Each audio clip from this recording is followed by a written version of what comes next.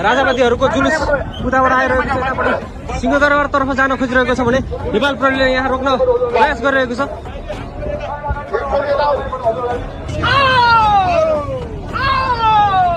देश बचाउन छ भने आओ, जनताको जनलहर उत्तर कोरियाको किमजोङको भन्दा पनि कडा छ, किमजोङको मिसाइल भन्दा पनि कडा छ। आओ भ्रष्ट सरकारलाई देख्न सक्नुहुन्छ माइती घर मण्डलाको दृश्य हो।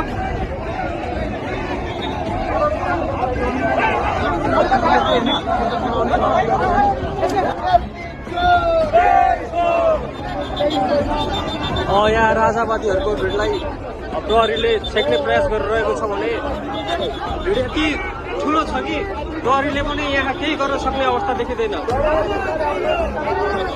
माइती घर मण्डलाको दृश्य हो यो, यहाँ देख्न सक्नुहुन्छ खेलमखेलको अवस्था छ।